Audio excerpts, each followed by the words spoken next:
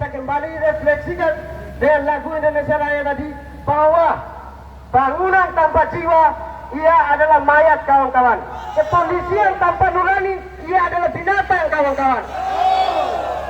Kawan-kawan, pendidikan Indonesia mengalami kebekuannya, kawan-kawan.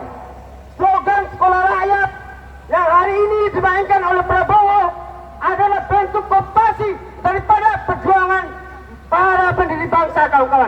Sekolah rakyat yang dimaksud adalah bagaimana dana pendidikan yang begitu besar dialihkan untuk koperasi Merah Putih dan MBG, kawan-kawan.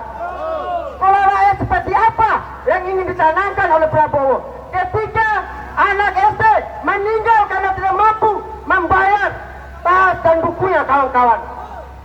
Rejim fasis Prabowo Gibran hari ini, kawan-kawan, tidak bisa lagi kita biarkan untuk terus mengeluarkan slogan-slogan kerakyatan, namun bertindak bengis ketika berhadapan dengan argumentasi dan dialog, kawan-kawan.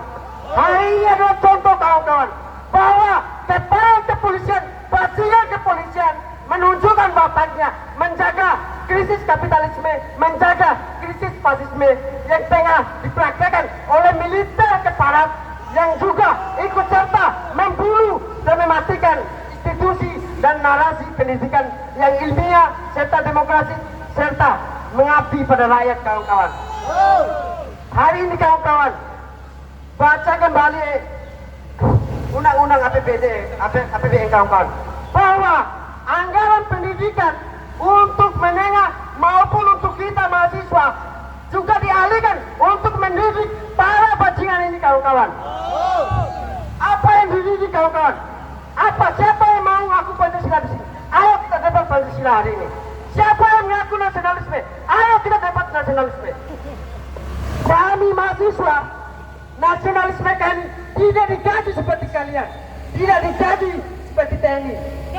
Kawan-kawan, hari ini konfrontasi secara tidak langsung yang menyebabkan rakyat mengalami krisis adalah konfrontasi dan perebutan jatah dan makan para aparat kepolisian maupun militer, kawan-kawan. Itulah yang menyebabkan terjadinya perampasan tanah di mana-mana sehingga para siswa yang berangkat dari anak petani tidak mampu membayar kuliahnya, tidak mampu membayar SPP-nya, kawan-kawan. Kawan-kawan, ketika kita bicara tentang pendidikan tanpa ada dasar struktur ekonomi yang menopangnya, maka itu bullshit, kawan-kawan.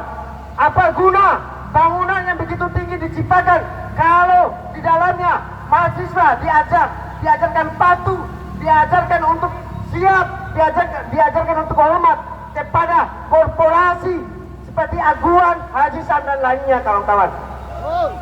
Kita tidak dididik untuk bagaimana memimpin satu perusahaan, kawan-kawan. Kita tidak dididik untuk bagaimana menciptakan satu karya, kawan-kawan. Tapi kita dididik di lingkungan kampus maupun sekolah untuk patuh dan taat terhadap regulasi serta aturan yang dibuat oleh perusahaan yang dimana tidak memiliki dasar argumen dan wewenang untuk kita sebagai calon-calon buruh yang mungkin tidak mungkin sempat juga jadi buruh karena akibat lapangan pekerjaan yang menipis, kawan-kawan. Mungkin perguruan tinggi hari ini paling banyak menyumbang bonus pengangguran, kawan-kawan. Pendidikan tinggi hanya menyumbang bonus pengangguran, kawan-kawan. Yang kemudian hadirlah kita hari ini untuk bagaimana situasi itu tidak terus berlanjut, kawan-kawan. Kawan-kawan, seharusnya pihak kementerian ketika tahu kita hadir aksi hari ini, bukan polisi yang menjemput kita, kawan-kawan, bukan polisi yang menahan kita, kawan-kawan, melainkan seluruh aparatur ideologis fasisme di dalam itu harus keluar berbicara dengan kita, menyampaikan situasinya. Kami ingin tanya sebenarnya satu hal yang ingin kita tanyakan, bagaimana undang-undang sistem pendidikan nasional hari ini, apakah memihak kepada para pelajar serta mahasiswa atau berpihak pada swastanisasi dan komersialisasi pendidikan, kawan-kawan? Itu yang ingin kita tahu dari pihak kementerian. dan berlanjut pada wacana RUU Sidiknas yang menggabungkan 3 undang-undang sekaligus dengan bahasa harmonisasi kawan-kawan. Lagi-lagi bahasa harmonisasi dipakai oleh rejim untuk bagaimana memanipulasi kesadaran moral masyarakat Indonesia kawan-kawan. Kawan-kawan, saya ketika disuruh memilih apakah kebenaran atau kedamaian, saya pilih kebenaran kawan-kawan. Walaupun harus saling membunuh dengan mereka kawan-kawan. Kedamaian kalau tidak diisi dengan kesejahteraan dan hak-hak rakyat, maka kedamaian itu adalah kedamaian palsu kawan-kawan. Kebenaran sekalipun langit runtuh harus tetap ditegakkan kawan-kawan. Maka untuk itu jangan sampai kita juga ikut terjebak pada logika moralis para pasukan MBG ini kawan-kawan. Logika moralis MBG tidak mampu menyelamatkan situasi pendidikan nasional, tidak mampu menyelamatkan anak yang tidak mampu beli buku kawan-kawan. Itu kawan-kawan yang harus kita tekankan, bahwa sejatinya undang-undang dasar kita telah dirubah sedemikian mungkin agar bagaimana situasi pendidikan Indonesia yang diklarifikasi sebagai jasa pendidikan itu juga menjadi barang yang menjadi komoditas untuk mahasiswa atau rakyat Indonesia perjualbelikan. Pendidikan bukan lagi hak rakyat kawan-kawan, bukan lagi hak anak bangsa, melainkan barang hak siapa yang mampu membayar pendidikan kawan, siapa yang bisa membayar UKT kawan-kawan. Itulah hak kita harus kembali, bukan hanya mempertanyakan dan meruntuhkan Prabowo, melainkan merubah kembali undang-undang dasar kita yang dirubah dan menjadi yang dijalankan sesuai pesanan Amerika Serikat melalui menteri yang kemarin dicopot oleh Koboi kawan-kawan, digantikan oleh Koboi. Sri Mulyani adalah antek aslinya asing kawan-kawan. Kenapa Prabowo tidak pernah berbicara bahwa Sri Mulyani adalah antek asing yang mengoperasikan undang-undang dasar kita berubah pada amandemen 2002 kawan-kawan. Itu tidak pernah dirubah. Apakah kawan-kawan di sini antek asing?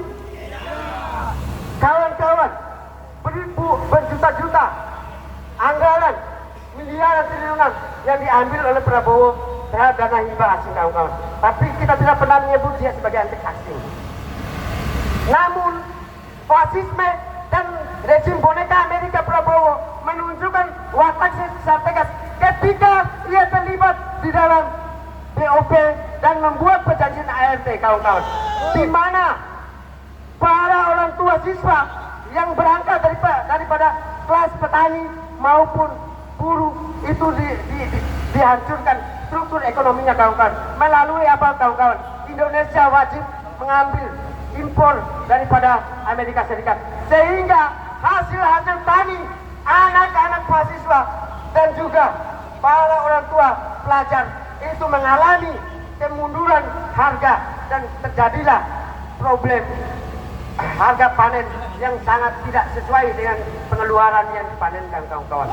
Kawan-kawan, membaca sistem pendidikan tidak bisa hanya dengan regulasi kawan-kawan, tidak bisa hanya dengan filosofi kawan-kawan, tapi bagaimana membaca situasi sosial kulturalnya, bagaimana ekonomi politik masyarakat Indonesia harus kita perhatikan kawan-kawan sebagai dasar pedoman ketika kita menentukan harga berapa biaya pendidikan, maka itu harus sesuai dengan kebutuhan masyarakat Indonesia.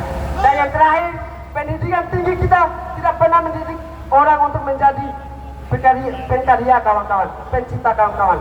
Karena sejatinya pendidikan kita tidak memiliki output yang jelas tentang apa yang mau dididik terhadap mahasiswanya. Itulah kegagalan kementerian dan para pejabat di lingkup pendidikan kawan-kawan. Dia tidak tahu orientasi berbangsa, karena mereka tidak lahir daripada anak-anak organisasi seperti kita yang tahu kenapa kita dididik dan tahu apa arah bangsa hari ini kawan-kawan. Mereka tidak tahu. Kepolisian hanya tahu tentang mengamankan Pancasila. TNI hanya tahu nasionalisme, sayalah yang paling nasionalisme. Begitupun Prabowo hari ini, karena berangkat dari militerisme yang fasis yang membunuh berjuta-juta rakyat Papua hari ini kawan-kawan, berjuta-juta rakyat Maluku, berjuta-juta rakyat yang melakukan perlawanan terhadap hak atas tanahnya, hak atas dasar haknya sebagai warga negara. Kenapa kita mau gabung Indonesia? Karena kita dijanjikan di dalam Pancasila bahwa keadilan sosial adalah untuk seluruh rakyat Indonesia. Maka dari itu kita mau menjadi Indonesia, kawan-kawan. Apabila Indonesia tidak mau lagi menjalankan itu, maka sudah sepatutnya hak referendum dari seluruh bangsa-bangsa yang tergabung menjadi bangsa Indonesia harus dikembalikan, kawan-kawan. Mungkin sekian orasi saya, dan terima kasih kepada kawan-kawan Ormas setinggi-tingginya karena sudah menunjukkan konsistensi terhadap perjuangan kita terhadap isu sektoral kita, yaitu pendidikan.